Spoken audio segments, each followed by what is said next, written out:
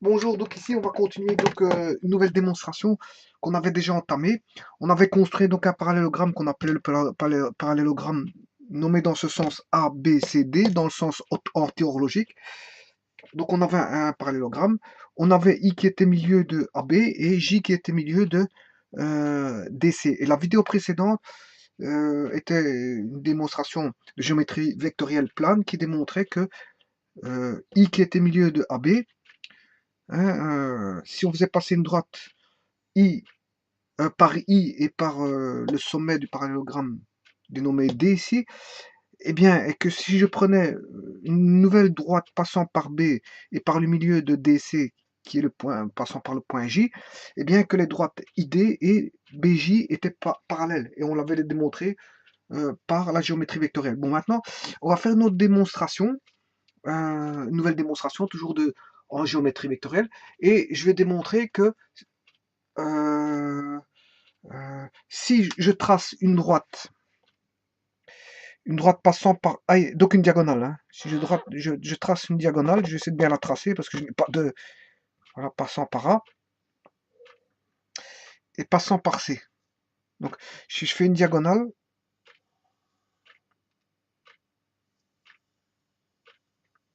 voilà, voilà la diagonale AC.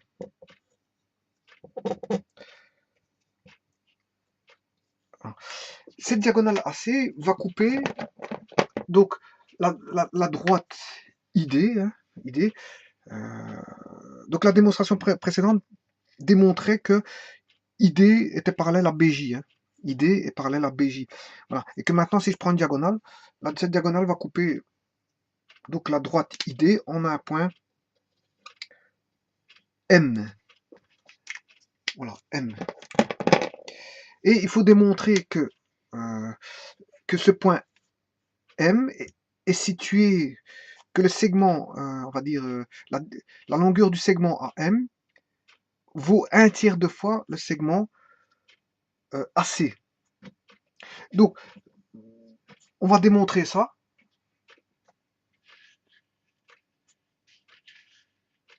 Non, non, c'est pas, on va pas démontrer ça. On sait que par hypothèse, bon, je vais prendre ça comme hypothèse, que AM, donc le vecteur AM, je vais le faire en géométrie vectorielle, AM est égal à un tiers de fois AC. Voilà. AM est égal à un tiers de fois AC. Bien sûr, le vecteur AM, c'est celui-ci. Et le vecteur AC, ben, c'est tout le vecteur qui va de A à C, hein, pour origine A et d'extrémité C. Donc, par hypothèse, on sait bien que AM vaut un tiers de AC. C'est ce que je donne comme hypothèse. Donc, on le sait. Mais ce qu'il faut démontrer, c'est que euh,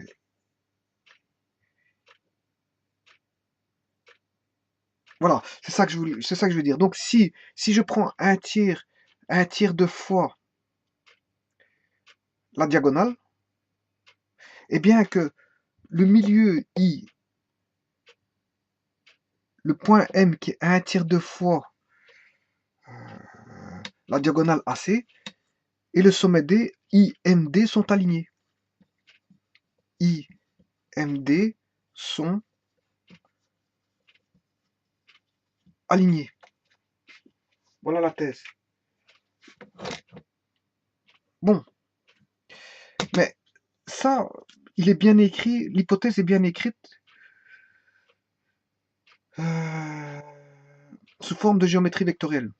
Donc, on a bien le vecteur AM qui vaut un tiers de fois le vecteur AC. Autant dire que AMC sont alignés. Pourquoi? Comment dire que trois points sont alignés? Ouais, s'il faudrait que... Ouais, construire... L'énoncé est là, en fait. Hein. ABCD est un parallélogramme. Les points I et J sont des milieux respectifs des segments AB et CD. Construire les points M et N tels que AM égale un tiers de AAC. Ça, c'est la première étape. La seconde, je la ferai plus tard, dans une autre démonstration. Construire les points M et N tels que AM égale un tiers de AC, c'est fait. Démontrer que MID sont alignés. Voilà, bon, donc je vais démontrer que MID sont alignés.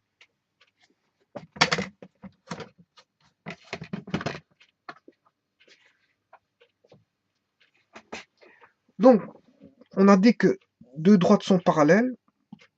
En géométrie vectorielle, on peut spécifier ça comme ceci. Si je prends le vecteur AB et le vecteur CD, ça, on va dire que c'est parallèle distinct. C'est deux droites parallèles distinctes. Donc j'en construis deux segments et j'en construis à partir de ces segments des vecteurs ayant les mêmes sens pour éviter d'avoir des nombres négatifs. Bon, ici, CD sera proportionnel en fait à AB. Voilà comment on indique que, on peut dire que AB est inversement proportionnel par rapport à K. Hein. K', en fait, c'est 1 sur K. Hein. Et K, c'est 1 sur K'. Et K différent de 0, sinon on aurait un point, un vecteur nul. Voilà. Mais c'est pas le cas. Donc, voilà comment dit-on que deux vecteurs sont parallèles distincts. Donc, on a 4 lettres et une 5e lettre qui spécifie la valeur de proportionnalité par rapport aux 4 lettres qui représentent les vecteurs. 4 lettres distinctes, A, B, C, D. Donc, autant dire que A, B, K fois EF, eh bien, ça veut dire que AB est parallèle au vecteur EF.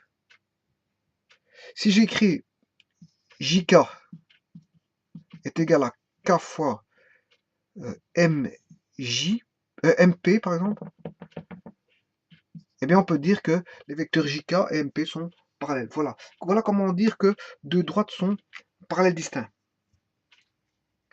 au niveau de la géométrie vectorielle. Maintenant, prenons le cas de figure où on a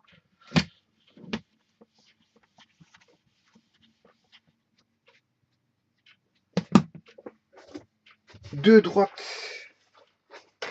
parallèles, mais confondues. Donc, elles sont une sur l'autre.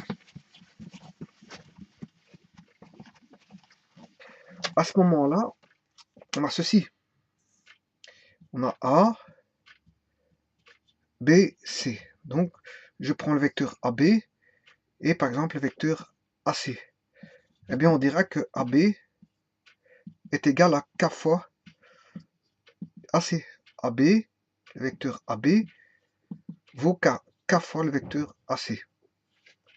Voilà. K appartenant à R, bien sûr. S'ils sont dans le même sens, on a affaire à R+. S'ils sont de sens contraire, on a affaire à R-. Mais dans tous les cas, il peut être aussi bien positif que négatif. Hein. S'ils sont de même sens, ils sont positifs. S'ils sont de sens opposé, ils sont négatifs.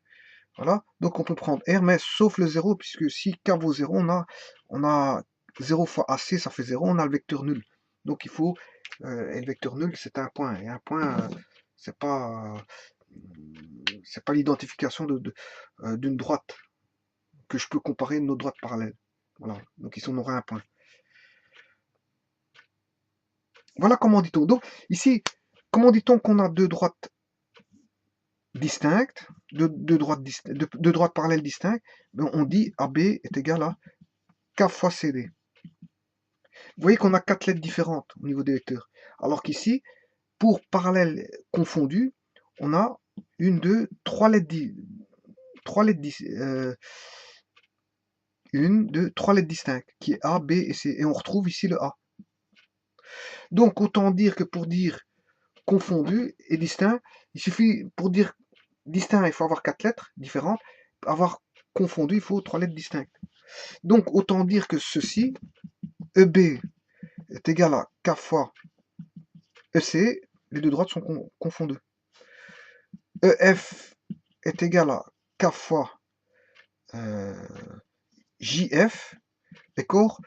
Bien, deux vecteurs, je veux dire, parallèles confondus. Si je mets EF est égal à K fois FJ, c'est la même chose. Il y aura un problème de sens, mais en fait, on aura un signe ici, un signe opposé. Voilà. On aura un signe moins à la place du signe plus, parce que les deux vecteurs sont opposés. Donc le cas là, le facteur de proportionnalité sera négatif, pour signifier que les deux vecteurs sont opposés. Voilà, donc Mais justement, 3 points sont alignés, A, B, C, si AB est égal à K fois AC. Donc si on a la droite AB et AC qui sont la droite AB et la droite AC qui sont, je veux dire, parallèles confondues. Et donc, quand on a deux droites confondues, ben, fatalement, on peut retrouver des points alignés dessus. Donc, ABC seront alignés. La droite AB et AC sont parallèles. AB est parallèle à AC et confondues. Hein. Et donc, on peut dire que on a fait intervenir un point intermédiaire AB, AC. AB, AC. Donc, on va dire que vectoriellement, pour dire ceci, que c'est aligné, on va dire que c'est parallèle confondu. On va dire que c'est aligné, 3 points sont alignés s'ils sont parallèles confondus. Si on peut en retirer deux droites parallèles confondues. Voilà. Donc on pourra retirer ces deux droites AB est égal à K fois AC. Et là on pourra dire que ABC sont alignés. Donc c'est aussi simple que ça. C'est aussi simple que ça. Pour distinguer deux droites parallèles. Bon, je vais résumer un petit peu. Pour dire que deux droites sont parallèles distinctes, on aura AB est égal à K fois DC, par exemple, dans ce cas-ci. Si AB est parallèle à DC. Si maintenant elles sont parallèles confondues, à ce moment-là, il faut faire intervenir 3 lettres. AB est parallèle à AC, donc on a bien les deux droites qui sont confondues, on aura AB est égal à K fois AC, voilà, et d'office, quand elles sont parallèles confondues, ben, on aura A, B, C qui sont alignés. Comment on exprime ceci? Ben, de la même manière, AB égale K fois AC. Donc, les 3 points sont ici alignés. Eh bien, je vais jouer ici dans la démonstration avec tout ceci. Si vous avez bien compris ça, il n'y a plus rien à comprendre.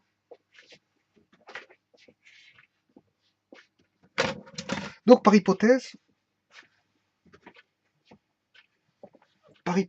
AM est égal à 1 tiers de fois AC. Voilà, je vais m'en tenir à ceci. Construire les points M et N, M plutôt, puisqu'ici je fais M, tel que AM égale 1 tiers de AC, démontrer que MI et D sont alignés.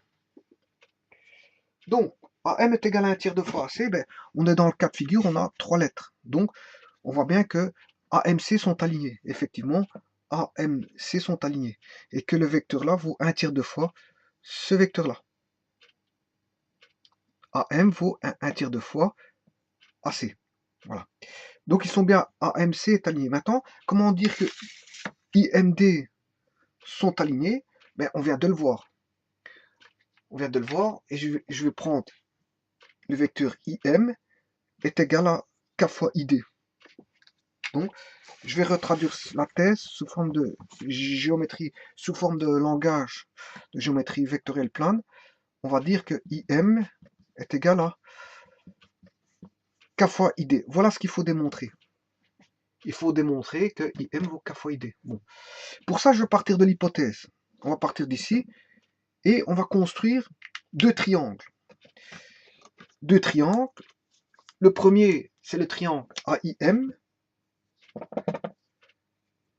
Celui-ci. Et le second,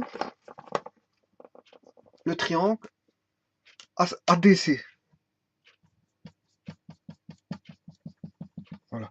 Donc, à partir de ces deux triangles-là, je vais faire intervenir, vous allez, à partir de cette hypothèse-ci, je vais faire introduire donc des vecteurs qui sont là-dedans, dans le vecteur spécifié dans la thèse. Je vais partir à partir de l'hypothèse pour démontrer ceci. Et tout en construisant donc AM est égal à 1 tiers de fois IC. Voilà, vous voyez bien que les vecteurs ici, ils se croisent. Hein. On a affaire à des droites séquentes. Hein. Les vecteurs se croisent. Vecteur IM, ID et AM, MC ou AC se croisent.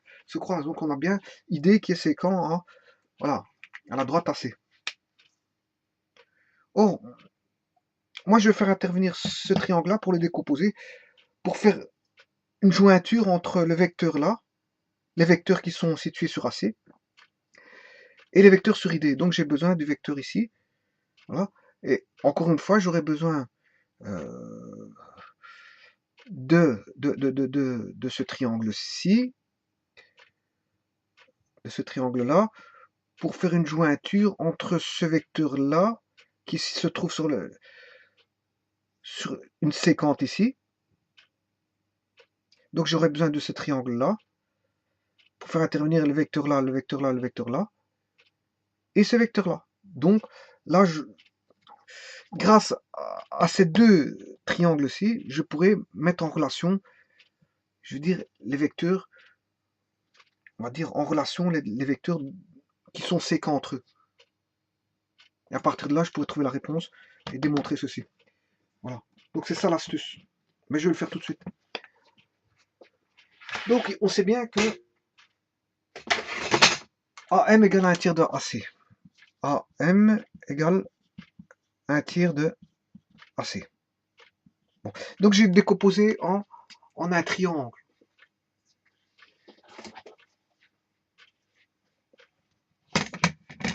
AM, ici, je vais le décomposer avec ce triangle-ci. AM, ce sera AM sera AI plus IM. Donc, AM sera AI plus IM. Voilà. Je vais faire intervenir. Donc, AM, ce fameux AM, je vais démarrer à partir de lui. Donc, AM, c'est égal à quoi? AM, c'est AI plus IM, oui. AI plus IM. Donc, AM, c'est AI plus IM. Voilà comment on décompose AM. Mais il ne faut pas perdre de vue ce qu'il faut démontrer. Donc, IM est égal à K fois ID. Je vais le mettre sur le côté. La thèse, ça c'est l'hypothèse. Et la thèse, on vient de dire IM égale K fois ID. Voilà.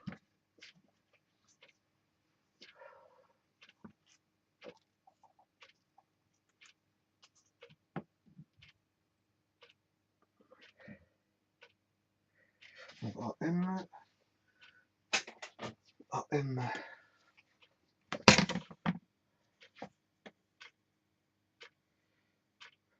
AM c'est IA plus IM.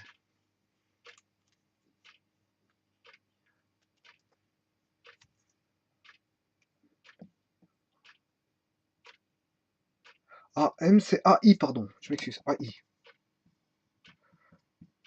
Ouais. Donc AM c'est AI plus IM. Donc, je me suis trompé. Hein. Donc c'est AM c'est AI plus IM. Voilà, ça c'est bon ça. Alors. Donc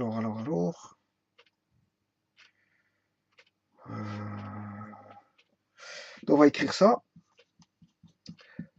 AI plus IM, je vais le remplacer dans AM, est égal à 1 tiers de fois AC.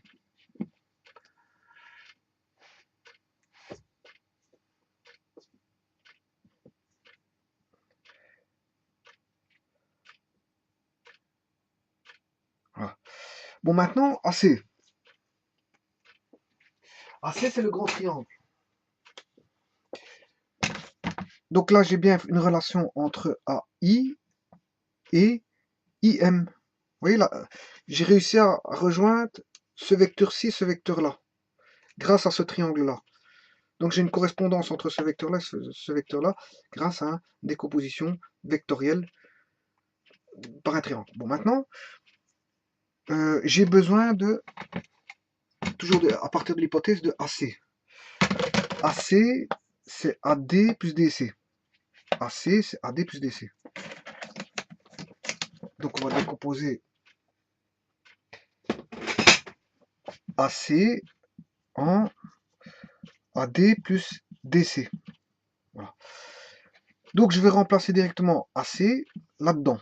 Donc j'aurai AI plus IM est égal à 1 tiers de AC. Et comme on vient de voir AC, c'est AD plus DC.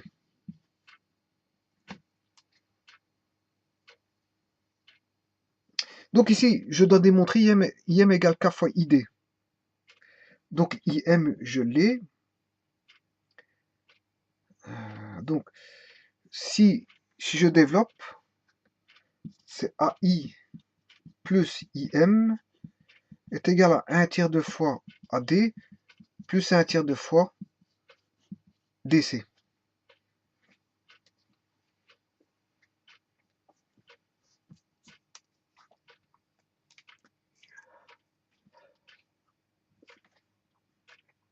Bon, maintenant, si on regarde le dessin,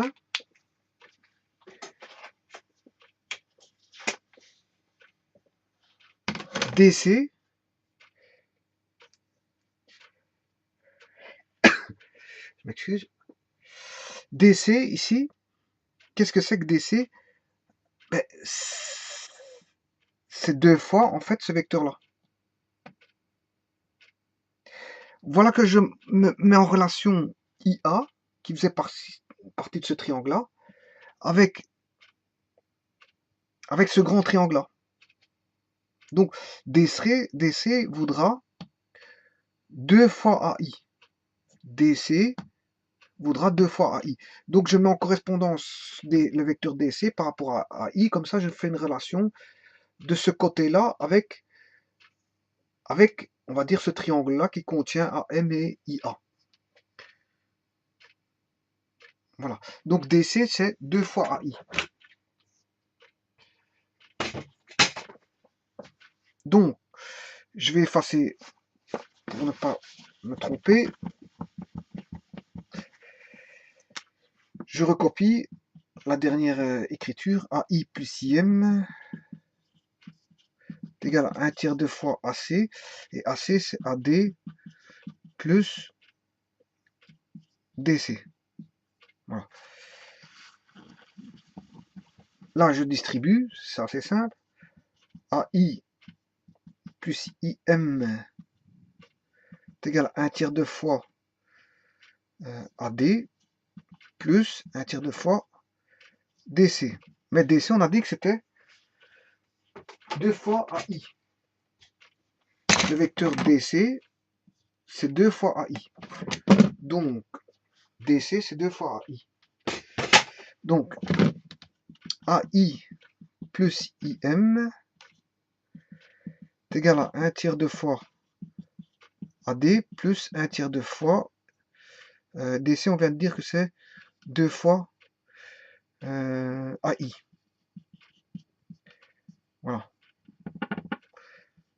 2 fois AI.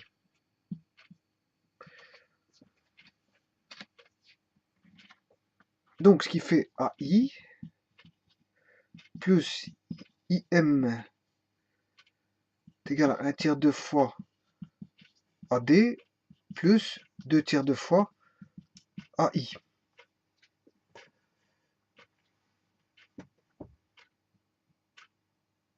Alors, je vais isoler IM ici pour avoir comme hypothèse ici IM égale quelque chose. Donc, IM égale quoi? 1 tiers de fois AD plus 2 tiers de fois AI. Et le AI ici passe de l'autre côté, moins AI. Voilà. Ce qui fait 1 tiers de fois AD plus. Alors 2 tiers moins 3 tiers, ce qui fait moins 1 tiers de fois AI.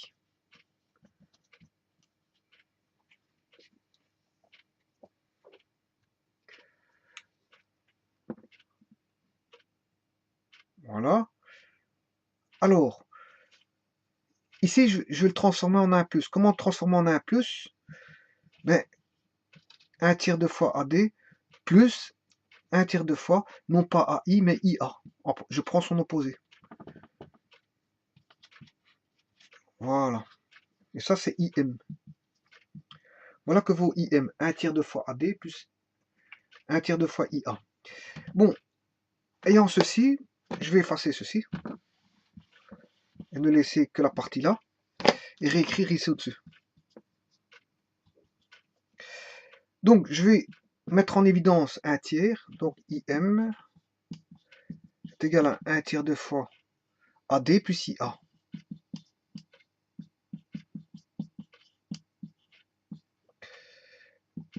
En d'autres termes, c'est 1 tiers de fois IA plus AD.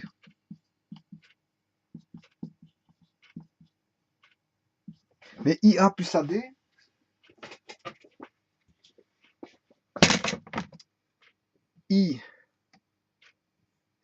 IA plus AD, ça fait ID. Voilà. Donc, ce vecteur-ci plus le vecteur là, qui provenait de... Ce vecteur-ci provenait du petit triangle là. Ce triangle-là, il provient du grand triangle ici, AD, ADC, alors que le vecteur IA provenait du petit triangle IAM. Et j'ai fait une correspondance entre le grand triangle ici et le petit triangle. Donc le grand triangle qui est ADC, via DC qui est 2 fois IA. Hein, DC qui valait 2 fois AI, pardon. DC qui valait 2 fois AI. Donc DC vaut moins 2 fois IA. Moins 2 fois IA. Mais comme j'avais du IA, bon, ça, j'ai réussi à se simplifier. Et ce vecteur-là plus ce vecteur-là me donne du ID. Et justement, dans la thèse, j'ai besoin du ID.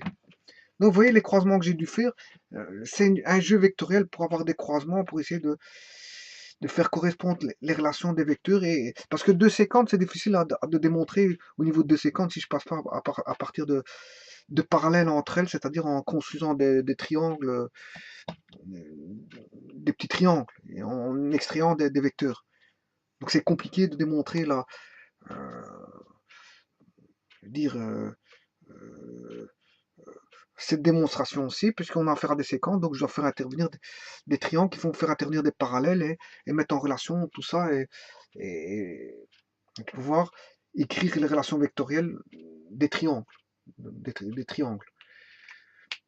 Et donc, les triangles vont me donner la relation sur deux droites séquentes. Voilà, c'est un petit peu ça l'astuce. Bon, mais IA plus AD, c'est ID. Voilà. Et donc, IM, si IM vaut 1 tiers de fois ID, ben on a démontré que IM vaut K fois ID, ou K vaut ici 1 tiers. Voilà. Et c'est bien ce qu'il fallait démontrer, la thèse où IM et D sont alignés. Donc, ici, on peut dire que IM et D sont alignés. Voilà, c'est un petit peu spécial pour démontrer, mais c'est comme j'ai dit, la complication se trouve, c'est parce qu'en fait, on est sur deux droites séquentes et qu'il faut faire intervenir des parallèles. Et donc, il faut faire intervenir des triangles. Bon, un petit triangle et un grand triangle dans ce cas-ci. Et à partir de là, tout s'entrecoupe et se met en relation naturellement. Et je peux démontrer facilement, je veux dire, que les 3 points sont alignés. Voilà.